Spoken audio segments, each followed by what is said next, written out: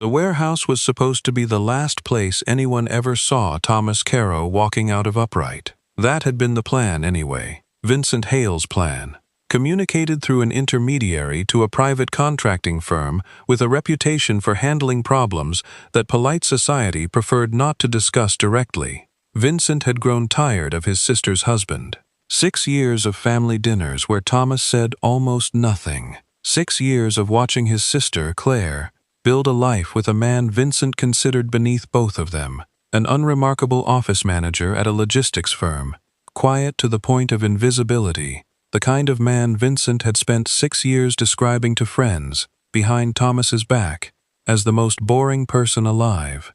The boring had stopped being tolerable when Thomas refused to co-sign a business loan that would have bailed Vincent out of a financial hole he had dug for himself over 3 reckless years. Vincent had decided Thomas needed to be taught a lesson. He had hired 6 men through a contact who specialized in exactly this kind of lesson, intimidation, the kind that leaves bruises and a clear message and nothing traceable back to the person who paid for it. He had not, in arranging this, asked a single question about who Thomas Caro actually was. He was about to find out. The 6 men surrounded Thomas in the empty warehouse at 9 that evening, and then every single one of them lowered their weapons and bowed their heads and said a single word that Vincent, watching from his car 40 feet away, heard with perfect, horrifying clarity. Boss. Please like this video right now. I'm genuinely asking you. Those likes matter so much for stories like this. Hit the button, subscribe too, completely free. Drop a comment and tell me where in the world you're watching from. Now let me take you back to who Thomas Caro actually was. Thomas Caro was 38 years old and had spent the past 6 years being, by every visible measure, an entirely unremarkable man. He worked as an operations manager at a regional logistics firm. He drove a 7-year-old sedan. He came home at a predictable hour, ate dinner with his wife, watched television, and went to bed. He did not raise his voice. He did not draw attention. He was, in the specific assessment of his wife's family, exactly as boring as Vincent had always described him. This had been deliberate. Before he was Thomas Caro, operations manager, he had been known by a different name in a different world. The founder and operational head of one of the most formidable private security and crisis response networks on the East Coast, a firm that operated in the specific gray territory between legitimate corporate protection and the kind of work that required people who did not ask unnecessary questions. He had built that organization from nothing over 12 years, starting as a private contractor doing close protection work for executives who needed real security rather than the performative kind, and growing it into a network that powerful people across multiple industries quietly depended on. He had also, in building it, made enemies, the specific kind that come with controlling significant influence in a world most people never see. He had met Claire at a charity gala 6 years ago, attending in his professional capacity to oversee a client's security detail. He had not expected to fall for the daughter of a family that had no connection to his world. He had also understood, immediately and completely, the danger of bringing her into it, so he had made a decision that very few people in his position would have made. He had walked away, not partially, completely. He had transferred operational control of the firm to his most trusted deputy, severed his public association with it, and rebuilt himself, quietly, deliberately, as someone Claire's family could meet, approve of, and eventually welcome, without ever knowing what he had given up to make that possible. He had told Claire almost none of it, not because he didn't trust her, because the less she knew, the safer she was from a world that occasionally still tried to reach him. He had been quiet, ordinary, and unremarkable for 6 years. He had also never fully stopped being who he was underneath it. Claire Caro was 34 and had married a man she believed was steady, kind, and entirely without complications. She had not been wrong about the steady or the kind parts. She had no idea about the rest. Her brother Vincent was 36 and had spent most of his adult life cultivating the specific charm that opens doors and the specific recklessness that eventually closes them. He ran a series of business ventures that were perpetually one bad decision away from collapse, funded largely by goodwill and family patience, that had, over the years, worn thinner than Vincent had noticed. When Thomas declined to co-sign the loan, a decision Thomas had made carefully, based on Vincent's documented history of defaulting on similar obligations, Vincent had taken it as a personal insult rather than a financial judgment. He had decided Thomas needed to understand the cost of crossing him. He had no idea what he was actually doing. The men Vincent hired worked for a firm called Sentinel Group, a private security and enforcement contractor that operated, on paper, as a corporate risk management consultancy and, in practice, took on the kind of work that required discretion and a willingness to operate close to the line of legality. Sentinel Group was the same firm Thomas had built and walked away from 6 years ago. His most trusted deputy, a man named Marcus Whitfield, had taken over operational leadership exactly as Thomas had arranged. Marcus ran the firm with the same discipline and the same standards Thomas had instilled, and Sentinel had continued, in the 6 years since, to be the organization that people in certain circles called when they needed something handled. Vincent's intermediary had reached Sentinel through a referral chain that had no idea of the connection between the client requesting the job and the target they were being asked to intimidate. The contract request came across Marcus's desk on a Tuesday. Target: Thomas Caro. Marcus read the name twice. He called the team leader assigned to the job immediately and told him to hold everything until Marcus had personally reviewed the file. He pulled the address. He pulled the photograph. He sat at his desk for a long moment, looking at a face he had not seen professionally in 6 years and recognized instantly anyway. He called Thomas directly, a number reserved for exactly this kind of situation, one Thomas had insisted Marcus keep even after stepping away completely. He told him everything. Thomas listened without interrupting. When Marcus finished, Thomas was quiet for a moment. Then he said, "Don't cancel it." Marcus said, "Thomas?" Thomas said, "Run it exactly as planned. I'll be there." He did not tell Claire. This was the hardest part of the decision. Not the warehouse, not the confrontation with her brother, but the 6 years of careful concealment that he was about to, in one evening, completely unravel. He understood there was no version of what was about to happen that allowed him to keep the secret intact afterward. He decided that was acceptable. 6 years of protecting Claire from a world she didn't know existed had been the right decision at the time. Continuing the protection now, when her own brother had unknowingly aimed that exact world directly at her husband, was no longer possible. He drove to the warehouse alone. Please like this video, I'm asking you. Those likes mean so much for stories like this.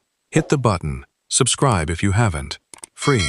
Drop a comment right now. Where in the world are you watching from? Now let's get to the warehouse. Vincent watched from his car, parked a careful distance away, expecting to witness the specific satisfaction of seeing his brother-in-law finally humbled. He watched 6 men in tactical gear surround Thomas as he walked into the warehouse, exactly as arranged. He watched the team leader step forward. He watched the team leader's expression change.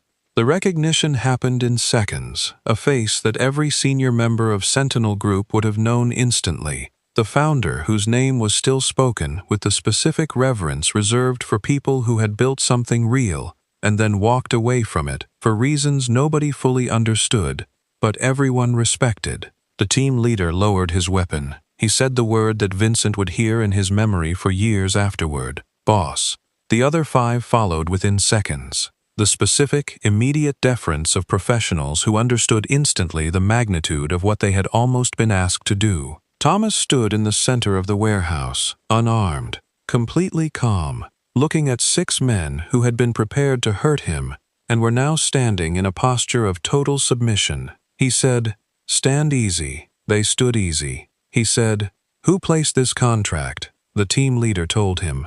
Thomas already knew. He had known since Marcus's call, but he needed it said aloud, in front of witnesses, for what was coming next. He walked to the warehouse entrance. He opened the door. Vincent's car was 40 feet away, the engine running. The man inside, frozen in a specific paralysis that comes from understanding, all at once, the full scope of a mistake that cannot be unmade. Thomas walked toward the car. Vincent did not drive away. He couldn't. His hands would not move. Thomas opened the passenger door and sat down. He said nothing for a long moment. Then he said, "You should have asked who you were hiring before you hired them." Vincent said nothing. He could not find words. Thomas said, "You should have asked who you were targeting before you targeted him." What followed over the next several weeks was not violent. Thomas had built his career on the understanding that real power rarely needed to demonstrate itself through harm. The demonstration of capability was almost always sufficient. He used that understanding now. Vincent's various business ventures, the ones that had survived for years longer than they should have, propped up by financing arrangements and silent partnerships that Vincent had never fully understood the source of, began, over the following month, to systematically collapse. Not through sabotage, through the simple removal of support that had been there, invisibly, for years. It emerged, in the unwinding, that several of Vincent's ventures had been quietly backstopped by investment relationships connected, several layers removed, to networks Thomas had once controlled. Favors extended to Claire's family, years ago, without either Vincent or Claire ever knowing the source.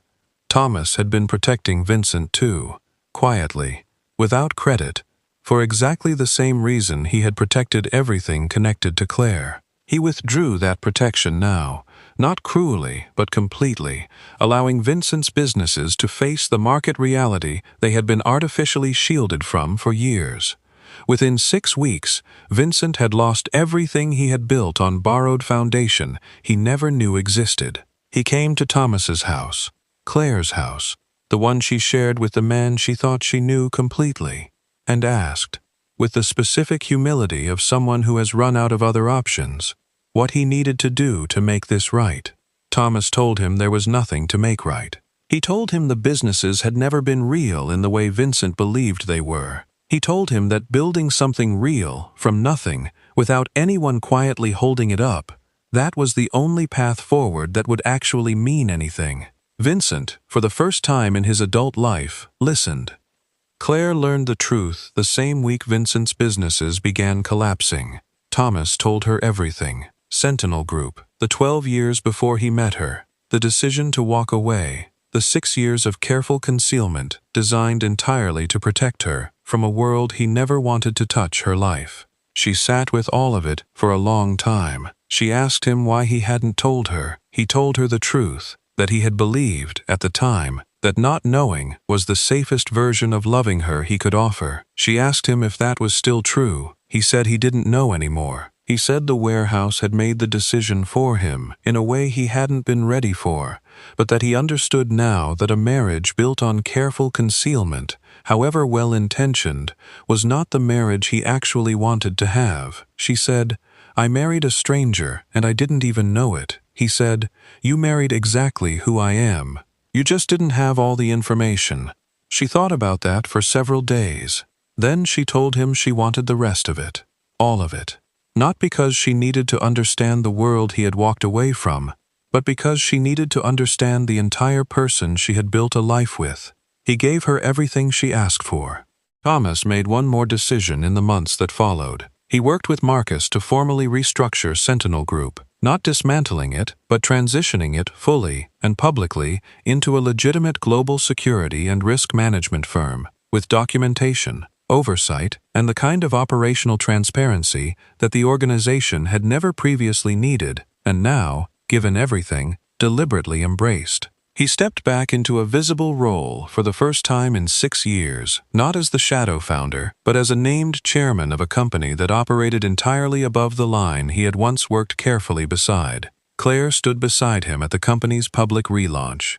She had learned, over the preceding months, to hold the full weight of who her husband actually was, not the unremarkable office manager she had married, and not the figure from the warehouse that had terrified her brother into silence, but the actual, complete person in between, someone who had given up enormous power for the chance at an ordinary, peaceful life, and who had finally found a way to be both versions of himself, honestly.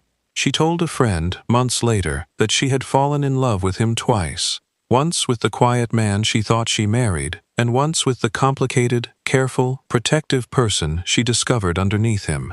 She said the second time was better, because the second time she finally knew exactly who she loved. Vincent Hale spent 6 years mocking a man he never bothered to understand. He hired armed men to intimidate his sister's husband over a business dispute, never once asking who he was actually targeting. He learned, in a warehouse on a Tuesday evening, that the answer to that question would have changed everything if he had simply taken the time to ask. Thomas Caro spared him, not because Vincent deserved mercy, by most measures he didn't, but because Thomas had spent 6 years building a life around restraint, around walking away from power rather than wielding it, and he wasn't going to abandon that principle just because someone had finally given him a reason to. Here is the question I want to leave you with. Thomas chose mercy over revenge. He stripped Vincent's businesses but spared him completely. Some people will say that was the right call, that real strength shows restraint. Others will say Vincent got off easy for trying to have his sister's husband hurt. What do you think? Did Thomas show too much mercy, or did sparing Vincent prove he had actually become the man he wanted to be? Drop your answer in the comments. I want the real one. And please tell me where you're watching from. Please like this video, please, genuinely. Those likes are what helps stories like this reach the people who need them. Hit the button. Subscribe if you haven't, it's free. Share this with someone today. See you in the next one.